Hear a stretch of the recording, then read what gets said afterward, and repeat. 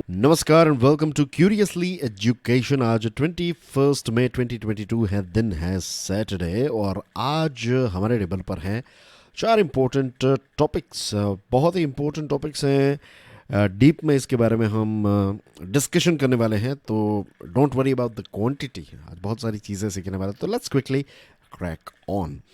आगे बढ़े उससे पहले dear friends, please make sure कि आप इस लेक्चर को दूसरे स्टूडेंट्स के साथ शेयर ज़रूर करें। Do check out my motivational podcast Curiously Forever. ये सभी बड़े पॉडकास्ट प्लेटफॉर्म्स पर अवेलेबल हैं। वीट एक्सपोर्ट्स, इसके बारे में हमने कल भी बात की थी। आज हम इसको कंटिन्यू करेंगे। आज देखेंगे कि नई अपडेट्स इसके साथ क्या है। India's wheat trade has almost ground to a halt. जो हमारा एक्सपोर्ट है वीट का, ये अब स्टॉप हो चुका है, ये हॉल्ट पर आ चुका है। द रीज़न इज़ कि सरकार ने एक्सपोर्ट्स पर क्या लगाया है, रेस्ट्रिक्शंस लगाया गया है। और बहुत सारे जो ट्रेडर्स हैं, जो एक्सपोर्टर्स हैं, वो अब पॉलिसी क्लैरिटी की वेट कर रहे हैं। और आपको याद होगा कल सरकार ने क्या कहा। सरकार ने एपीडा को कहा था कि आप डेटा लेकर आइए ताकि पता चले कि ग्राउंड लेवल पर सिचुएशन क्या है। कितने वीट ट्रेडर्स जो हैं उनको ग्रीन सिग्नल ऑलरेडी मिल चुका है, यानी कि 13 मई से पहले का ट्रेड हमने कितना किया, एक्सपोर्ट कितना किया, कितना और स्टॉक अभी हैं और कितना बेचा जाएगा। ये सारी चीज़ें जो हैं ये डेटा मंगवाया है। तो अभी पॉलिसी क्लैरिटी नहीं है, तो इसकी वजह से अभी ये सारे जो ट्रेडर्स और एक्सपोर्टर्स हैं, ये जितना स्टॉक उनके पास है या फिर नया ट्रेड नहीं कर रहे हैं, अभी इसको होल्ड कर कर बैठे हैं। अब क्योंकि एक्सपोर्ट पर एक बैन लगाया है, तो होगा क्या कि जो वीट पहले बाहर जा रहे थे, गेहूं बाहर जा रहे थे, इसका फ्लो जो है वो कम हो जाएगा। एक्सपोर्ट का फ्लो कम हो जाएगा, यानी कि डोमेस्टिक मार्केट में इसका फ्लो कितना होगा, क्वांटिटी क्या होगी, इंक्रीज होगी। तो इंक्रीज होगी क्वांटिटी, तो प्राइस पर क्या इम्पैक्ट आएगी, प्राइस जो है इसकी ड्रॉप होगी। तो इसमें हमें कितना 8% जितना जो गेहूं है इसकी प्राइस में 8% जितना ड्रॉप हमें देखने को मिला है। जो बड़े बड़े एक्सपोर्टर्स हैं, इन्होंने अपने स्टॉक, जितना स्टॉक है तो ये स्टॉक होल्ड करके रखा है। अभी उतना स्टॉक उन्होंने अपने पास जितना है वो स्टोर करके रखा है और नई डिलीवरीज जो हैं वो नहीं ले रहे हैं। There is hardly any buying और selling, everyone is trying to hold on to their stocks. इसके साथ वर्ल्ड ट्रेड ऑर्गेनाइजेशन के कुछ देशों ने भारत पर इल्ज़ाम लगाया और बेसिकली डब्ल्यूटीओ में इल्ज़ाम लगाया। तो यू कैन से कि डब्ल्यूटीओ में ये डिस्कशन हुई कि भारत जो है इसने ये एक्सपोर्ट पर बैन लगाकर इंटरनेशनल मार्केट में इसकी प्राइस जो है उसको जो एक उछाल हमें देखने को मिला है, तो उसको और ज़्यादा बूस्ट किया है। भारत ने इसको सपोर्ट किया है और भारत ने कहा कि इस प्रकार का नेमिंग और शेमिंग जो है, हमारे ऊपर इल्ज़ाम या फिर ब्लेम लगाने की कोशिश जो है वो किसी देश को नहीं करनी चाहिए। We know the reason. Reason क्या है, 18% जितना गेहूं रशिया पैदा करता है वर्ल्ड का, राइट, ये ग्लोबल आंकड़ा है। 7% जितना यूक्रेन पैदा करता है।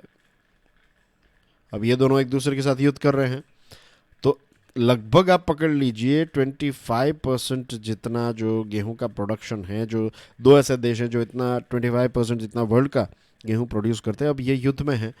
तो जो गेहूं हमें चाहिए ग्लोबल मार्केट में, तो उसकी सप्लाई कम रहेगी। और अगर अब भारत जो है वो धड़ाधड़ वीट की सप्लाई करने लगे, सरकार इसके ऊपर कोई ब्रेक ना लगाए, तो हाँ, जो ट्रेडर्स हैं, एक्सपोर्टर्स हैं, उनको फ़ायदा होगा। लेकिन आम जनता जो है, हमारे देश में लाखों करोड़ों लोग जो हैं, उनके लिए गेहूं की प्राइस बहुत ज़्यादा बढ़ जाएगी। और इन्फ्लेशन ऑलरेडी है, फ्यूल की प्राइस ज़्यादा है, फूड इन्फ्लेशन है, होलसेल इन्फ्लेशन हम देख रहे थे, और ऊपर से गेहूं की प्राइस भी इंक्रीज़ हो जाएगी। तो हमारे देश के लिए ये अच्छी बात नहीं होगी। तो भारत किस चीज़ की सबसे पहले प्रोटेक्शन या फिर टेक केयर करेगा, इंडिया की, हमारे देश की। तो सरकार ने जो डिसीजन लिया है यहाँ पर गलत डिसीजन नहीं है। तो दुनिया के दूसरे देश हम पर इल्ज़ाम लगा रहे हैं, ये बात गलत है। उनके देश में अगर ये सिचुएशन होती तो वो भी यही करते, और हर एक देश जो है वो यही करता है। क्रेडिट की बात करते हैं, इंटरेस्टिंग ये टॉपिक है। अब जो पेंडेमिक ब्लूज थे, पेंडेमिक ब्लूज यानी कि जो हम पेंडेमिक के टाइम पर चीज़ों को खरीद नहीं रहे थे, पैसों को बचा कर रख रहे थे। अब पता है क्या हुआ है, अब हमारे देश में क्रेडिट पर लोग चीज़ें धड़ाधड़ खरीदने लगे हैं। ऐसा पहले कभी नहीं खरीदते थे, इतना ज़्यादा खरीदने लगे हैं। Television, laptop, refrigerators and there are so many other gadgets, right, home appliances, लोग अब बैंक लोन्स पर इन सारी चीज़ों को खरीद रहे हैं। और लास्ट ईयर इन सारी चीज़ों में 21% का डिक्लाइन हमें देखने को मिला था। अब इसमें 60% का उछाल देखने को मिला है, और ये सारी चीज़ें लोन पर ली जा रही है, क्रेडिट कार्ड पर ली जा रही है। इसका मतलब क्या है? इसका मतलब ये है कि कंज्यूमर का कॉन्फिडेंस जो है वो इंक्रीज हुआ है। आप रेफ्रिजरेटर जो है वो लोन पर कब लेंगे? आप तब लेंगे जब आपको पता है कि एक फिक्स्ड अमाउंट आपको हर महीने मिल रहा है, इनकमिंग मनी हर महीने है। अगर आप हर महीने 50,000 रुपये लेट से कमाते हैं, तो आपको 5,000 रुपये का जो एक इंस्टॉलमेंट है वो आपको सही रहेगा आपके लिए, कि बाकी का खर्च निकाल कर आप आराम से 5,000 का ये इंस्टॉलमेंट जो है वो दे पाएंगे, because you are earning 50,000 rupees. I am just giving you a rough example.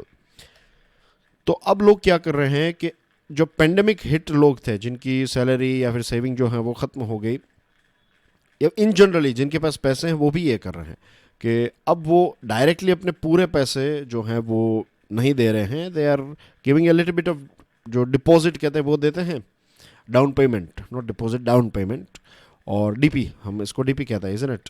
तो डीपी, और उसके बाद इंस्टॉलमेंट्स जो हैं उसमें चीज़ें खरीद रहे हैं। रिजर्व बैंक ऑफ इंडिया ने कहा है, और उनका डेटा ये कहता है इनफैक्ट, कि जो क्रेडिट कार्ड हैं उसके स्पेंडिंग में 13% जितना उछाल हमें देखने को मिला। लास्ट ईयर इट वॉज 8%, इस साल 13% क्रेडिट कार्ड का इस्तेमाल जो है वो ज़्यादा हो रहा है। और लोग जो हैं वो डिस्क्रिशनरी स्पेंडिंग जो है वो इंक्रीज़ कर रहे हैं। मैरिजेस, ट्रैवल, ये सारी चीज़ें बैक टू नॉर्मल हो चुकी है। जैसे मैंने आपको बताया कि वेज इन्फ्लेशन, जॉब क्रिएशन, ये सारी चीज़ों की वजह से लोग चीज़ों को ज़्यादा खरीद रहे हैं। क्रेडिट कार्ड का आउटस्टैंडिंग मार्च 2022 तक देखे तो it was 1.48 lakh crore rupees, यानी कि इतने पैसे जो हैं वो टोटल पे करने लोगों को। और लोन्स की बात करें तो 26 कंज्यूमर लोन्स की बात करें तो 27,618 करोड़। व्हीकल लोन्स 9% से इंक्रीज़ हुई है। और ये सारे आंकड़े जो हैं ये प्री पेंडेमिक से कई ज़्यादा हैं, right? They are very much above what we used to buy or what we used to spend. तो this is good for the economy. इसके साथ इकोनॉमिक एक्टिविटी और कंज्यूमर सेंटिमेंट पॉजिटिव होने की वजह से, और ये जो फाइनेंस के ऑप्शंस हैं ये भी काफ़ी ज़्यादा पेनिट्रेट हुए हैं, राइट? बहुत सारे ऑप्शंस आज अवेलेबल हैं हमारे पास। और रिजर्व बैंक ऑफ इंडिया के गवर्नर शक्तिकांत दास साहब ने भी ये बताया कि कॉन्टैक्ट इंटेंसिव सर्विसेज जो हैं वो अब बैक टू नॉर्मल हो चुकी हैं। हायर इंडिया, ये एक कंपनी है, राइट, इलेक्ट्रॉनिक गैजेट्स और होम अप्लायंसेस बनाने वाली कंपनी है। रेफ्रिजरेटर्स और जो क्या कहते हैं, ब्लेंडर्स एक्सेट्रा, इनके मैंने देखे हैं। तो इनके जो हेड हैं उनका कहना यह है कि इलेक्ट्रॉनिक परचेसेस जो है ना, उसमें 65 से 70% जितने आइटम्स जो हैं वो फाइनेंस पर खरीद रहे हैं। और बहुत सारी कंपनीज इन सारी चीज़ों को और ज़्यादा प्रमोट कर, यानी कि जो मैन्युफैक्चरर्स हैं वो चाहते हैं कि लोग जो हैं वो इनको, क्योंकि इससे क्या होता है कि उनका ओवरऑल जो सेल्स हैं वो काफ़ी इंक्रीज़ होता है। ख़ास करके प्रीमियम प्रोडक्ट्स जो हैं तो वो लोग ख़रीद पाएंगे या फिर ख़रीद लेते हैं जब उनके पास HDFC या फिर बजाज फाइनेंस, जो फिनसेवर एक्सेट्रा, इस प्रकार के जो कार्ड्स अवेलेबल हैं। और ये सारी NBFCs जो हैं इन्होंने सेल्स को काफ़ी मजबूत किया है। तो this are the things that are going on. RBI dividend to government. अब रिजर्व बैंक ऑफ इंडिया भी एंड ऑफ द डे किसकी बैंक है? गवर्नमेंट की ही बैंक है, इज़न्ट इट? तो रिजर्व बैंक ऑफ इंडिया जो भी प्रॉफिट कमाती है तो उसका जो डिविडेंड है वो उसको सरकार को देना पड़ता है। तो मार्च 2022 के अंत तक जो भी पैसे थे तो इसका टोटल 30,307 करोड़ रुपीस डिविडेंड के तौर पर रिजर्व बैंक ऑफ इंडिया ने सेंट्रल गवर्नमेंट को ट्रांसफ़र किए हैं। ये डिसीजन 596th मीटिंग जो सेंट्रल बोर्ड ऑफ डायरेक्टर्स हैं RBI की, जिसके हेड हैं governor of course Shaktikanta Das, तो इस मीटिंग ने ये डिसीजन लिया। और जो पैसे थे तो इसका 5.50% कंटिजेंसी रिस्क बफर, यानी कि इमरजेंसी में काम आए, तो इसके लिए 5.5% रखा और बाकी के पैसे जो हैं ये 30,307 करोड़ रुपीस सरकार को देने का फैसला लिया है। लास्ट ईयर सरकार ने क्या, मीन्स ये रिजर्व बैंक ऑफ इंडिया ने क्या किया था कि जुलाई 2020 से मार्च का जो 9 महीने का पीरियड है, तो इसका 99,122 करोड़ रुपीस जो है वो सरकार को दिए थे। अब आप सोच रहे होंगे 9 महीने की क्यों, उसके पीछे रीज़न ये है, पहले रिजर्व बैंक ऑफ इंडिया जो है ना ये जुलाई जून साइकिल को फॉलो करती थी। जैसे हमारे देश का जो फाइनेंशियल ईयर है, गवर्नमेंट का फाइनेंशियल ईयर, ये अप्रैल से स्टार्ट होता है, मार्च को ख़त्म होता है। वैसे रिजर्व बैंक ऑफ इंडिया का जो फाइनेंशियल ईयर है वो जुलाई में स्टार्ट होता था, जून में ख़त्म होता था। तो इसको सरकार के फाइनेंशियल ईयर के साथ अलाइन करने के लिए ये पैसे जुलाई 2020 से मार्च के पैसे जो हैं वो दे दिए, और उसके बाद से ये जो फाइनेंशियल ईयर है आरबीआई का और गवर्नमेंट का वो अलाइन हो चुका है, सिंक हो चुका है। अब दोनों अप्रैल से मार्च वाला ही फाइनेंशियल ईयर का कैलेंडर फॉलो करते हैं। During its meeting, the board reviewed the current economic situation, global and domestic challenges, etc. और बोर्ड जो है उसने बाकी की जो अकाउंट्स और ये सारे रिपोर्ट्स जो हैं उसको भी अप्रूव कर दिया है। मूविंग ऑन,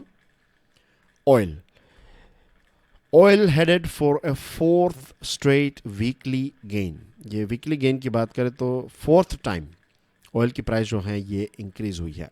अब ऑप्टिमिज्म है, एक आशा की किरण नज़र आ रही है कि जो पहले बताया जाता था कि टाइटर मॉनिटरी पॉलिसी की वजह से या फिर इकोनॉमिक स्लोडाउन की वजह से ऑयल की प्राइस जो है वो ड्रॉप होगी, लेकिन अब ऐसा नहीं है। ऑयल की प्राइस जो है वो इंक्रीज़ हो रही है। खास करके यूएसए की बात करें तो यूएसए में समर चल रही है, जैसे हमारे देश में चल रही है, तो समर ड्राइविंग सीज़न वहाँ पर मीन्स लोग जो हैं वो लॉन्ग ट्रैवल के लिए जाते हैं, लंबे वेकेशंस के लिए जाते हैं, तो अपनी कार्स लेकर जाते हैं। तो इसकी वजह से मोटर फ्यूल की डिमांड जो है वो काफ़ी ज़्यादा इंक्रीज़ हुई है। Gasoline and diesel have surge to record levels with auto club AAA forecasting nationwide travel will approach the highest since the pandemic की वजह से लोग ट्रैवल इतना ज़्यादा नहीं कर पाए थे एक्सेट्रा। तो अब ये जो समर की सीज़न है, लोग इसका लुफ्त उठाना चाहते हैं, मैक्सिमम एंजॉय करना चाहते हैं, नई जगह को एक्सप्लोर करना चाहते हैं। तो इसकी वजह से जो ये एएए फोरकास्टिंग नेशन, ये क्लब जो है ऑटो क्लब एएए, तो इसका एक फोरकास्ट ये है कि गैसोलीन यानी कि पेट्रोल और डीजल की जो डिमांड है वो यूएसए जैसे देश में काफ़ी ज़्यादा है। इसके साथ रशिया और यूक्रेन के बीच में इश्यू चल रहा है, तो that is one of the reason के कर्ब्स लगाए गए हैं क्रूड पर। यूके और यूएसए जैसे देश जो हैं वो रशिया से ऑयल नहीं खरीदेंगे। तो ये सारी जियोपॉलिटिकल चीज़ों की वजह से ऑयल की प्राइस इंक्रीज़ हुई, लेकिन एशिया ने रशिया का जो ऑयल है उसको ख़रीदना थोड़ा ज़्यादा मीन्स ज़्यादा क्वांटिटी में स्टार्ट कर दिया है। फॉर एग्जांपल चाइना जो है वो चीप रशियन ऑयल को ज़्यादा स्टॉक कर रहा है। भारत ने भी ऑयल परचेज रशिया से इंक्रीज़ कर दी है। और ऊपर से जो चाइना है, तो चाइना से मिक्स्ड सिग्नल्स आ रहे हैं। इंटरेस्टिंग चीज़ है, इसको समझ लीजिएगा थोड़ा। देखिए, चाइना में इकोनॉमी स्लोडाउन को बूस्ट करने के लिए, यानी कि इकोनॉमी स्लोडाउन हो रही है तो इसको इकोनॉमी को बूस्ट करने के लिए फिर से एक किक प्रोवाइड करने के लिए इंटरेस्ट रेट यानी कि जो रेपो रेट है उसको कम किया गया है। अब शंघाई के बाहर पहला कोविड-19 का केस देखने को मिला। तो अब चाइना की सरकार ये भी सोच रही है कि देखिए ये लॉकडाउन लगाने की वजह से स्लो डाउन हो रहा है और केसेस तो उसके बाहर भी आपको मिल रहे हैं। तो शायद अगर इस लॉकडाउन को हटाया जाए और जैसे हमारे देश में हुआ था अनलॉकिंग, तो इसे धीरे धीरे अगर अनलॉकिंग किया जाए तो सिचुएशन चेंज हो सकती है। तो क्या होगा कि अगर अनलॉकिंग होगा तो फिर ऑयल की डिमांड जो है वो काफ़ी ज़्यादा बढ़ेगी, क्योंकि चाइना एक बहुत बड़ी मार्केट है, तो डिमांड बढ़ेगी, सप्लाई लिमिटेड है, तो अगेन इसकी प्राइस जो है वो इंक्रीज़ हो सकती है।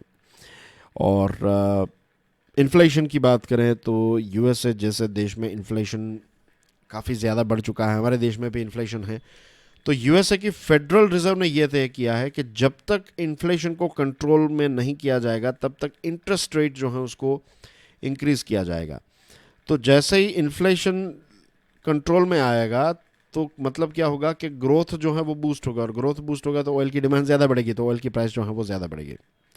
तो दिस आर फ्यू रीजंस के ऑयल की प्राइस जो है वो इंक्रीज़ हो रही है। तो आई होप आपको लेयर्स नज़र आ रहे होंगे कि यूएसए की फेडरल रिजर्व ने जो इंटरेस्ट रेट को कम करने का डिसीजन लिया, दैट वन, और चाइना की जो सेंट्रल बैंक है उसने इंटरेस्ट रेट को, अब बेग पार्डन, यूएसए की जो फेडरल रिजर्व है, यूएसए ने इंटरेस्ट रेट को क्या किया है, इंक्रीज किया है ताकि इन्फ्लेशन को कंट्रोल किया जा सके। और चाइना क्या कर रहा है, चाइना इन्फ्लेशन नहीं लेकिन ग्रोथ को बूस्ट करने के लिए इंटरेस्ट रेट को कम कर रहा है।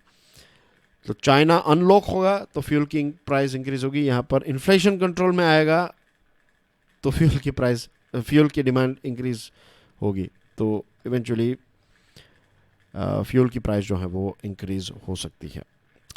So that's everything in today's discussion. Thank you very much for watching this video. Please do share the lecture with other students. Thank you very much and I'll see you soon. और कल Sunday है तो कल आपको मिलेगा financial news analysis का revision lecture, तो उसको देखना मत भूलिएगा। Thank you, God bless you all, जय हिंद।